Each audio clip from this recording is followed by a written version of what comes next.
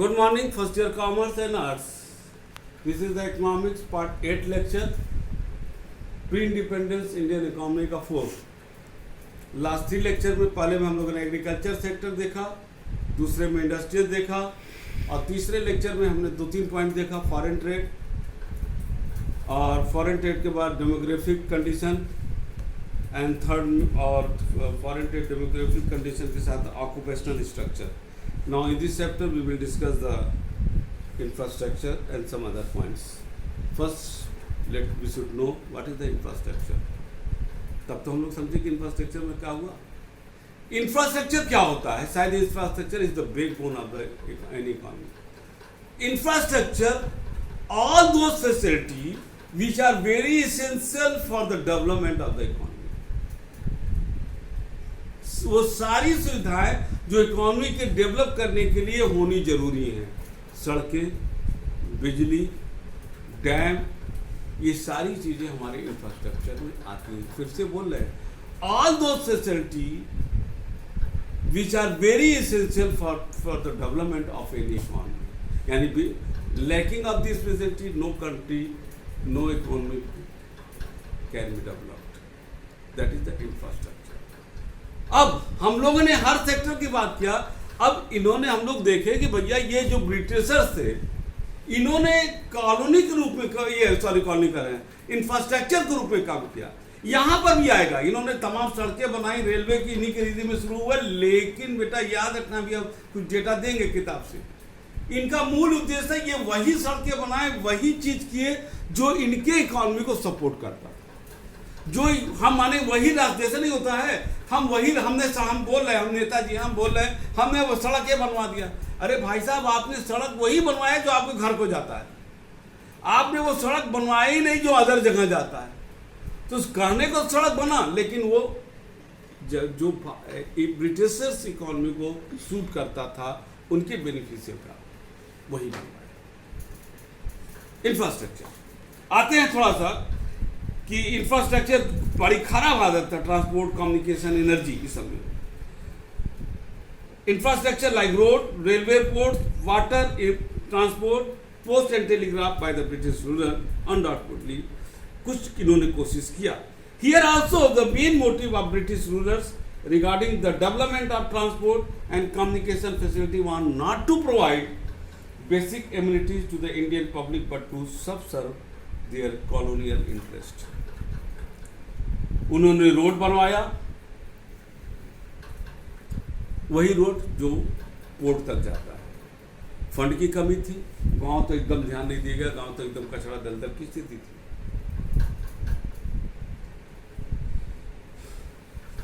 वही रोड बनवाया जो आर्मी को ले जाने के लिए सुविधाजनक हो. लिखा भी है कि whatever roads were built, they were built primarily with the view to mobilizing the army within India and to transport raw material from the countryside to the railway station or to ports and to the England. जो मैंने बोला, there was a acute shortage of all weather metal road in the village side. कोई village side में नहीं था. There was a acute shortage था इसमें. Hence it was very difficult to reach out the rural area, especially during the rainy season. Because of it, rural people had to suffer during the natural calamity, famine and other emergency situation. The British ruler introduced the railway in Indian 1951. एक श्रेय जाता है, लेकिन ये श्रेय भी कैसे जाता है इसको हम लोग डिस्कस करते हैं. And Indian Railway began their operation in 1953. It was considered as one of the, ये माना गया, लेकिन इसके भी पीछे था कि इन्होंने उसी जगह पर रेलवे को किया जो इनके बंदरगाह तक माल पहुँचाता था और बाहर से जब जहाँ जाता था वहाँ से लेकर के ट्रेन चलता था. ये वही किया. ठीक है. तो इट प्रोवाइडेड, हाँ ये हम जरूर कहेंगे कि जब उनको अपने ध्यान में कुछ इंडिया का भी तो प्रोग्रेस हुआ थोड़ा सा, जो कुछ पॉइंट हम बोलेंगे. It provide the cheap and rapid transport system specially for the distance travel, train के जरिए. Second, it broke the geographical culture. ये फायदा बता रहे हैं कि अगर कोई कहे ठीक है, उन्होंने वही ट्रांसपोर्ट फैसिलिटी, वही ट्रेन फैसिलिटी वही डेवलप किया जो उनको सूट करता था, जो उनके बंदरगाह तक ले जाता था। लेकिन इंडियन पॉइंट ऑफ व्यू से भी वो काफ़ी अच्छा सिद्ध हुआ। जो इनडायरेक्टली क्या, पहला कि दूर दराज के क्षेत्र इनसे जुड़ गए। जब दूर दराज का क्षेत्र जुड़ता है तो हर तरीके का बैरियर खत्म होता है। जो कल्चरल बैरियर था वो खत्म हुआ, जो रीजनल बैरियर था खत्म हुआ, जो कम्युनिकेशन बैरियर था वो खत्म हुआ, जो ट्रेड बैरियर था कि हम दूर दूर तक माल नहीं बेच सकते थे वो खत्म हुआ। दवाई भी मेडिसिन भी हर दूर दूर से गांव में लोगों तक पहुंचने लगी। जो महामारी थी, एपिडेमिक थी, जो ये सारी चीज़ें कम होने लगी, क्योंकि ये इनके वजह से, ट्रांसपोर्ट फैसिलिटी की वजह से ये सारी चीज़ें मिलने लगे और लोग एक जगह से दूसरे जगह जाने लगे, रोजगार करने लगे। इनको ये सारी चीज़ें हुई, ठीक है ना। रेलवे का जो हम लोग पढ़ेंगे, रेलवे का मोटिव था वो क्या था? Railway were develop by the Britishers in order to have the effective control and administration over the vast Indian territory in view of the, money ज़्यादा से ज़्यादा हम अपने देश को कंट्रोल कर सके देश में, और इम्पोर्टेंट एडमिनिस्ट्रेटिव जो लिंक है उसको इस्टेब्लिश कर सके। Second, earning a profit through the foreign trade was the second most important objective of the development of the rural.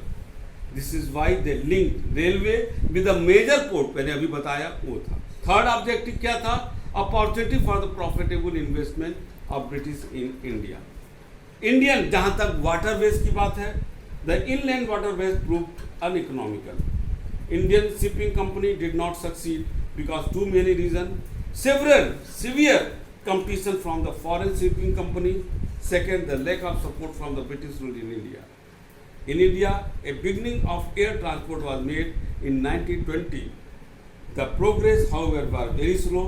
It was during the Second World War and later that some progress was achieved. In the field of the communication, modern postal service in India started in 1837. The telecommunication service were introduced in India soon after the invention of the telegraphy and telephone. The first telegraphy line was opened in 1851. However, the development of communication service before independence was rather slow. अब हम जो बात करने जा रहे हैं, एक 8-10 point होगा उसका मेन पॉइंट, और वो है कि British ruler deliberately pursued the policy with a view to expand the Indian economy to serve their interest. In this regard एक ब्रीफ आउटलाइन क्या था ब्रिटिश का? उन्होंने इरिगेशन फैसिलिटी को नेगलेक्ट किया, टेक्नोलॉजिकल अपग्रेडेशन को एग्रीकल्चर में टोटल इग्नोर कर दिया, ठीक है ना। British ruler force the Indian farmer to pay the more attention to the production of the cash crop rather the food crop so that the raw material could be supplied. The third, deliberate policy measures were adopted to destroy the handicraft.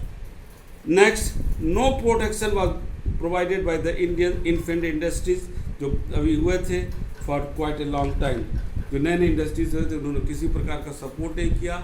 Heavy export duty उन्होंने लगाया, import duty from 40 to 60% were imposed on Indian cotton textile, जिससे कि वो काफ़ी महंगा हो गए।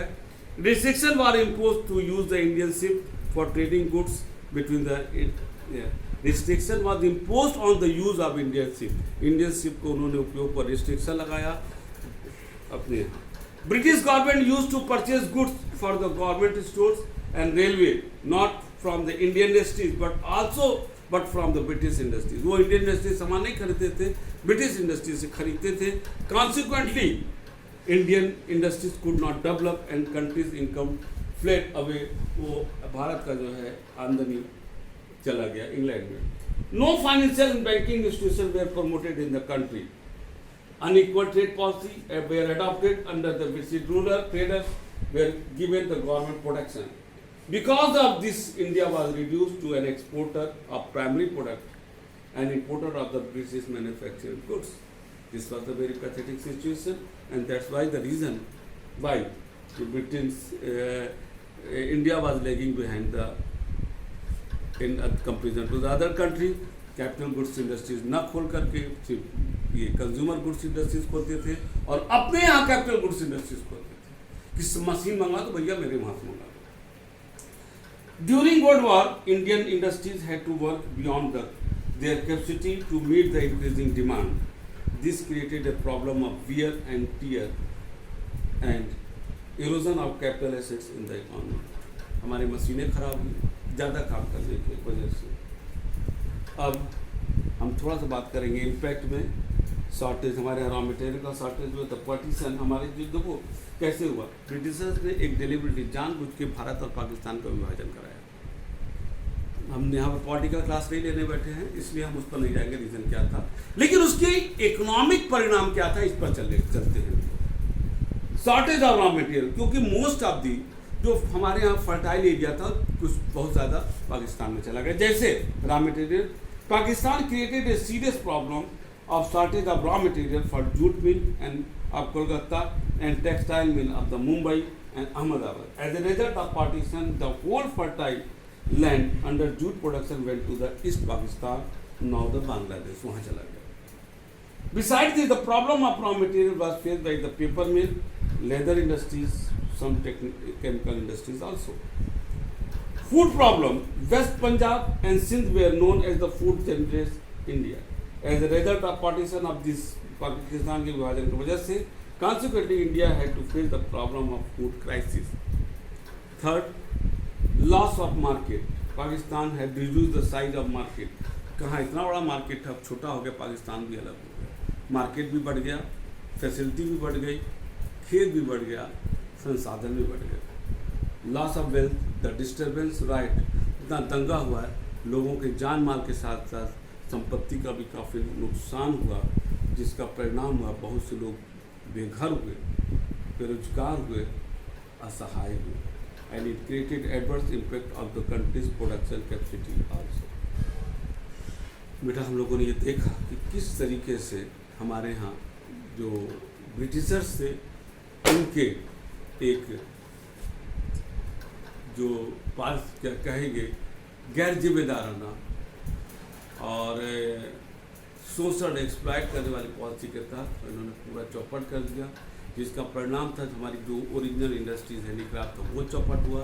Agriculture total हमारा बर्बाद हो गया, टेक्नोलॉजी कोई नहीं कि ज़्यादा प्रोडक्शन हो, इंडस्ट्रीज़ को भी फोकस नहीं किया गया, सिर्फ टाटा या दो चार ऐसे लोग लगा पाए जो हमारे इतने बड़े देश के आधार पर संभव ही नहीं था। बेरोजगारी बढ़ी, गरीबी बढ़ी, और जब ये सब आता है तो निश्चित रूप से क्राइम और अदर चीज़ें भी बढ़ती हैं। हमारा देश जब आज़ाद हुआ था, इन्होंने उस कंडीशन में हमारे देश को आज़ाद किया था, जिस पर कह सकते थे कि हम बर्बादे चमन के गुलिस्ता बनते रहे, क्योंकि पूरा देश बर्बाद हुआ था।